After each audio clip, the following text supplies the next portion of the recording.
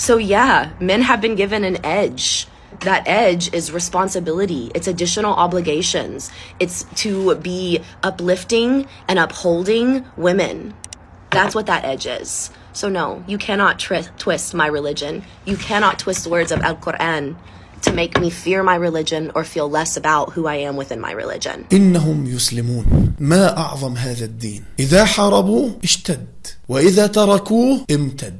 دين يأبى الله إلا أن يظل موجودا إلى أن يرث الله الأرض ومن عليها. اللهم ثبتنا على دينك واقبضنا عليه. أحبك ربي أحبك ربي أحبك ربي أحبك ربي.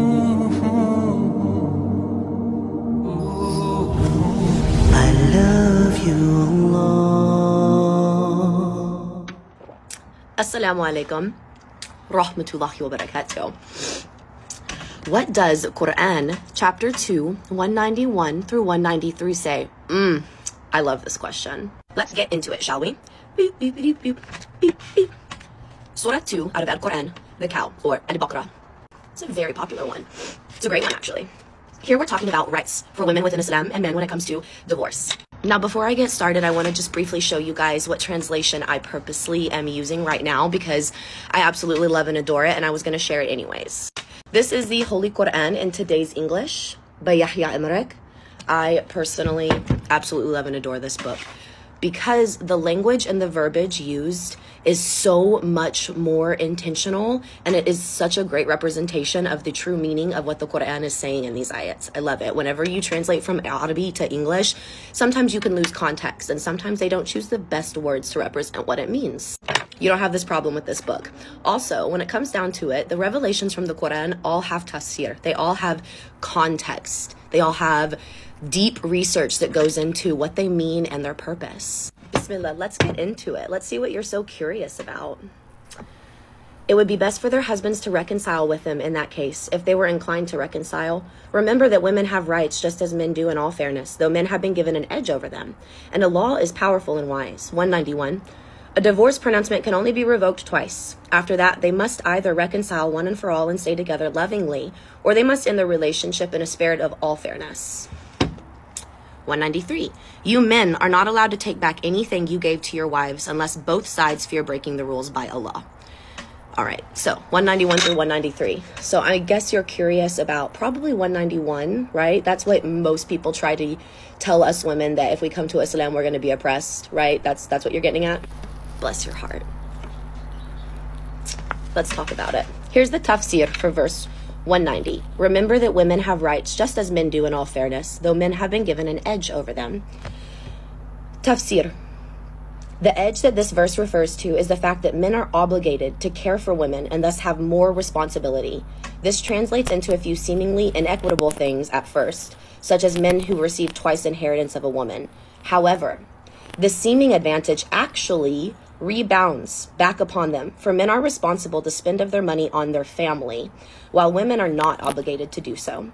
Further, men must pay a dowry to their brides and also support their elderly parents and all other disadvantaged relatives. When Allah specifies that men have obligations, responsibilities, edges over women, it's not referencing our rights to humanity, to fairness, to life, to meaning that we are equal in all aspects of equality. It's talking about equity. In Islam, my husband would receive significant more inheritance than, let's say, if he had a sister. Why? Because my husband is responsible to take the money that he receives and give it to his family and make sure that he is providing for his family. He is obligated to Allah for that. Whatever money that the woman receives, that is her money. She does with it what she wants. She does not have to do anything for a man or anyone else. So yeah, men have been given an edge. That edge is responsibility. It's additional obligations. It's to be uplifting and upholding women. That's what that edge is. So no, you cannot twist my religion. You cannot twist the words of Al-Quran to make me fear my religion or feel less about who I am within my religion. All right, listen. Alhamdulillah, when I first started my journey with Islam, I, from the very get-go, swore off social media.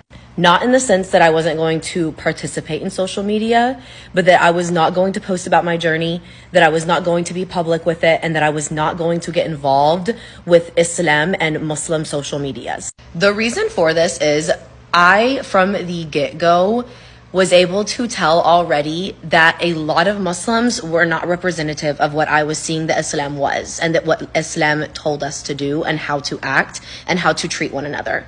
The Islam that I was studying was not hyper-fixated on women. It wasn't hyper-fixated on dominating, controlling every aspect of their life and calling them out and making them feel toxic and miserable. It didn't make it out that a woman's entire deen was about إن أعجبك الفيديو لا تنسى الضغط على زر أعجبني ومشاركة الفيديو، ولكي يصلك كل جديد اشترك في قناة I love you Allah.